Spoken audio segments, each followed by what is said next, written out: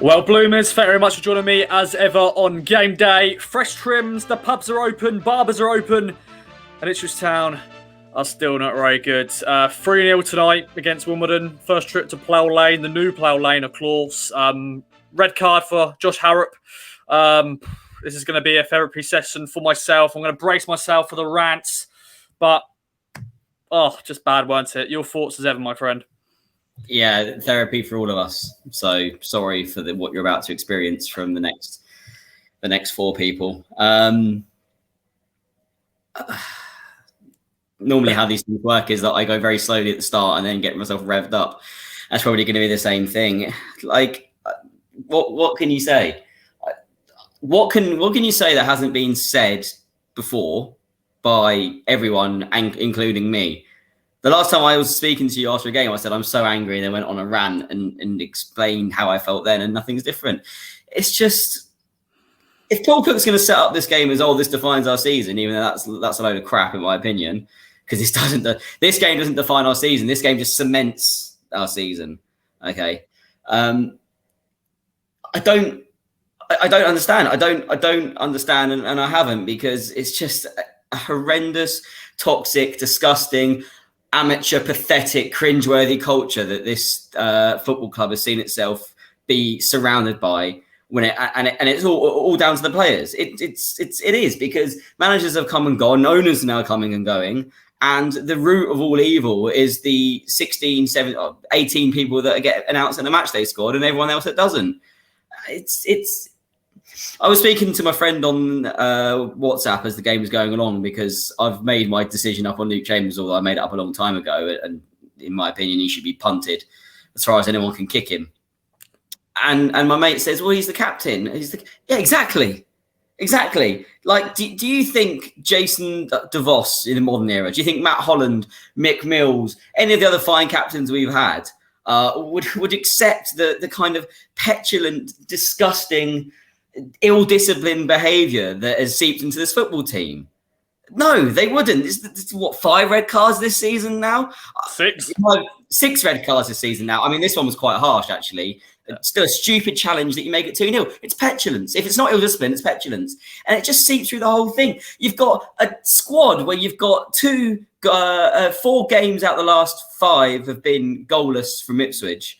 And no player has reached double figures for the season that I can think of. And you've got Norwood like baiting fans on Twitter. Mate, you're 30, not 13. It's embarrassing. Go away. Like, what are you bringing to the table? Nothing. What is anybody in this team bringing to the table? Nothing. Like, okay, Downs and Vincent Young, maybe 2 players who I keep the rest for next season. I don't care if anyone else goes. And that hasn't changed. It's not something I'm saying to you brand new now that I haven't said before. At the end of the day, Luke Chambers should be, a captain and lead by example. He doesn't. The only thing he cares about is trying to suck up to a new manager to try and get a new deal. Like, all of these things have happened underneath his watch. I'd be embarrassed if I was Luke Chambers and there are 9 other people that are on your top 10 list of appearances, and you look at those and they're all legends, quite rightly legends, because they've also achieved something in the game. Whether or not he's even achieved something would be another point of reference. But the fact is, he's overseeing this, and I'd be ashamed to show my face. I'd leave at the end of the I really, really hope he does leave at the end of the season. And that our new captain will be someone signed in the summer, which I think it has, as I've said before. There is no identity within this squad. And this manager hasn't found an identity either yet. And if there was an identity, it would be one of all the things I've just said. Petulance, ill-discipline, seemingly not bothering to care. It's disgraceful. It is disgraceful. I feel so sorry for those 5 lads who were on the roof earlier. Like, imagine doing that and getting greeted with that. At the end of the day, in all seriousness, I'll leave with this. In all seriousness, these players might get Paul Cook the sack. And you might think I'm overreacting here. And just to preface, I don't think he should be sacked. Of course not. And I don't think he should leave it in the summer. But if you're these new owners coming in, by the looks of it, you're going to be spending quite a lot of money. And you've seen that Cook's come in and he's lasted 10 games so far with 1, 2, drawn 4, lost 4. Are you wanting to trust him with all this money? Again, I'm not saying that they should get rid of him. I think he should stay. I think that it's just not a lot of this is on him. But would it surprise me right now if in the summer, with their money, they go and get in their mind someone who's going to be better or better equipped to get this squad out of the division? It wouldn't. These players could get Paul Cook the sack, and I tell you what, that would feel really harsh on him. But it can happen, and he's not got a tune out of any one of these. Whether they're beyond saving is another debate, and to be honest, I think they do. If not one of these players comes back next season, it really wouldn't bother me. And I am ashamed, again, that I've paid money to watch that, as I have done so many times this season. It's not fair, it's not right, and we can just hope that it changes next season. Screw the lot of them. I'm going to have a drink. Well, Darren, thank you very much for joining me as ever on game day. And Darren, it's got worse. We didn't think it could even get worse, but it has. 3-0 defeat, 10 men. Oh, dearie me. 5 points off the playoffs now. Your thoughts as ever, my friend? Yeah, well, it was, before the game, obviously, Paul Cook's made the challenge to the players, show me what you've got or you leave. Statements about the game being season defining. We know we've got to go here and win. So to be 2-0 down after whatever it was, 20 odd minutes, quickly followed by a red card, that pretty much defines our season. It's very disappointing. Can't deliver. I thought the red card was probably harsh. It's probably yellow. I mean, he's gone in late, but he hasn't gone right through the player. So whether that gets rescinded or not, I don't know. But to be honest, Harrop has done nothing for us, so I'm not bothered that he is missing. The good thing is that we're another game closer to the end of the season. So, all of this hope that we have of we're only just off the playoffs, hopefully in a couple of games' time, that's all over, and we are mathematically not going to do it. And then we can just forget about any hope for this season. Ironically as well, we were better in the second half with 10 men than most of the time in the first half. I think, Downs, if you're looking for winners and people who want to win the ball, want to get forward, want to make stuff happen, there's not many players, in our squad that will do that. Downs certainly is. I thought Wolfenden played pretty well. He's not naturally a right back, obviously, but there were moments where things went all right for him. And then, Guillon, I thought Guillon was actually pretty lively, but again, just nothing happens at the end of anything that he does. The cross doesn't get to the man. Norwood is charging around, trying to do, win the ball, hold things up. But it's just, a lack of quality. As always, it's the same thing that we've been saying. Paul Cook can't be bothered to do press conferences now because he'll be saying the same thing. So, as I say, Holy played good save to his right to keep it at 3 in the first half. But I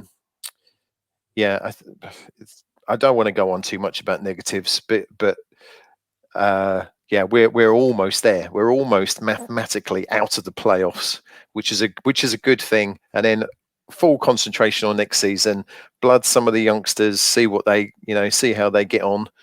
And then a massive clear out in the summer.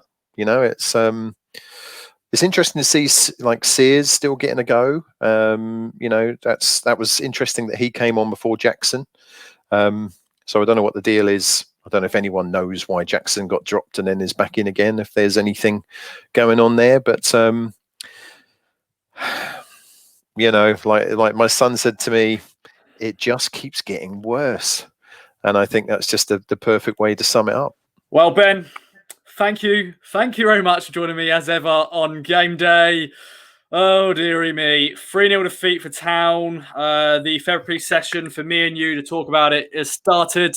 I'm going to brace myself, but take it away, my friend. Your thoughts on that defeat? It's just gone from worse to worse again to awful to diabolical to abysmal to you'd rather anything but watch Ipswich Town, anything at all.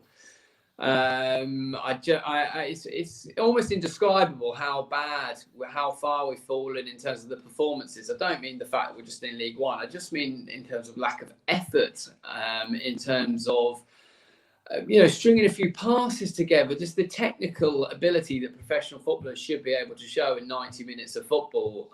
We had 2 shots on target. There'll be numerous sarcastic cheers about that from the fan base tonight. I'm at a loss as to. I mean, there's no way we're solving, anything this season. There's no way Cook can wave any sort of magic wand and turn it around. But the season is, as you predicted, Ross, many weeks ago now, the season was over. That was almost prophetic. But I don't think you could have foreseen us to be this bad. I don't actually hold any blame at Cook's door. I just think for far too long, these players have been getting an easy ride. If only we'd known back in August that when they were sticking 2 fingers in their ears, we could have sort of said, well, could you shove those a little bit further, please? And perhaps they could have knocked some sense into them, or maybe give them a little bit of brain damage so they could actually play better or apply themselves better to this football club. Because the football club, and its name above the door and all that deserves better. The fans, of course, deserve better. But as I said before on this podcast, on Game Day Extra Time and on the podcast as well, there's this malaise and fog that is over the club. It hasn't been shaken by Cook's appointment. It hasn't been shaken by new owners. The players obviously hold that much power.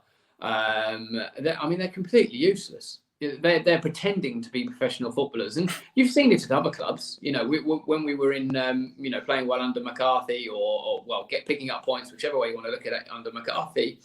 And, previous years under Joe Royal and at times under Magilton, there have always been clubs that suffer from time to time. And they always have those same telltale signs of, they get players stupidly sent off and they don't seem to be able to apply themselves, or lack of effort, etc. But the club is just in a terrible position on the pitch. It really is. It's never, ever been worse. We've never had a worse squad than this, without doubt. All these players will go down in the history of our football club as being the worst side to ever play for us, and that is on them. They are going to have to go through the rest of their careers with that hanging over their heads. And I do think there's always some players who will probably come out and will get free agents. In the summer they'll get decent clubs. There will be 1 or 2. But I can't see more than that. You could imagine quite a lot of them will stay on the free transfer market, maybe even until Christmas next year, and get picked up in January, a bit like Danny Rowe did this year. I'm completely at a loss because we've overrated this squad for so long, I think, as a fan base. Maybe more out of hope than actually knowing. We haven't been able to go to games, and thank God for them that they haven't, because there would be maybe even a pig's head from a local Suffolk butcher would be chucked on the pitch, like the Barca fans against Figo when he played for Real Madrid back at the Nou Camp. Perhaps we'd be going that far, because I can tell you, as just myself, but seeing on Twitter tonight and knowing all the fans of the club that I do know, everybody is just sick to death of this group of players. It's far too late for them to turn anything around, and I don't even think I think they are so lacking in intelligence to not understand that if you put in a bit more effort and a bit more application, you could be here for what I still believe will be great times in the future. I think with the takeover and the backroom stuff they're doing with the new CEO coming in, no matter what sort of feedback we're getting from Bristol City fans, I think it's all looking good in that respect. So these footballers we've got now are absolute cretins. They have no idea. And the sooner they leave, the better. Woeful tonight. Downs and Holy, the only ones I think who looked half decent. I don't think Holy was at fault for the goals, and thank God he was there making a few good saves. Downs always gives 110%, but he's just getting dragged down with the rest of them. Loney's useless. Oh, just so useless, Ross. I'm so sorry. I just can't believe how bad it is. It's we can only smile because otherwise we'd be crying, wouldn't we? But Town fans, better times ahead, I'm sure. But yeah, these players just need to, as my wife said, get in the bin. Well, Brad, thank you very much as ever for joining me on game day. The final man to join me tonight, the therapy session to talk about the 3-0 defeat against AFC Wimbledon. 10 men It's got worse. It's got worse, my friend. Your thoughts? Yeah. Oh, I don't dear. think there's a lot that I can say that the other guys probably haven't already. Going into the game, I liked the personnel. I thought, tell you what, you got Judge in there and Harrop. Should see some chances created. You got a front two. I quite liked the team to start with. I did, but the defending for that corner was non-existent, weren't it? They're all cooks saying how we look organised and defensively quite sound.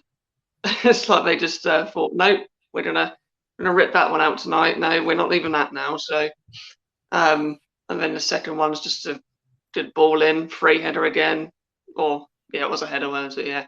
And Harrop, he did one of those challenges like in the first few minutes, and I thought, Jesus, he's up for it, but he needs to watch it. And a red card, I think in nowadays, that is a red card. And if you're late, it's a red card. It doesn't have to be like any aggression now. It doesn't have to be an aggressive tackle. It's just if you're late and it's anywhere higher than the foot, I mean, you're off. So yeah, I mean that was it, weren't it? Really, I mean, I never saw us getting back in the game at 1-0, to be honest. But yeah, I mean, in the second half, well, I wouldn't say they kept going. I think it was a case of Wimbledon not knowing if they wanted to go for a third or just sort of shut up shop and sit tight. That wasn't a case of us playing well or coming on to them at all. They were just quite happy. Well, where Brenner was saying that we would play, I didn't see that at all. He got so many players there. Ross just need to go. Stephen Ward, what's the point of him? What is it? He can't, like, if he can't go forward, which he can't, you'd at least expect him to be solid enough at the back. But he never knows where his man is, and he's not solid at the back. So what is the point of him? Chambers can clear off. He can clear off. Oh no. My battery's. Oh no, he's gone. So yeah, Brad's gone. Well, that's it then for game day. Thank you all for joining us. And yeah, on to Cheltenham on Saturday. Deary me.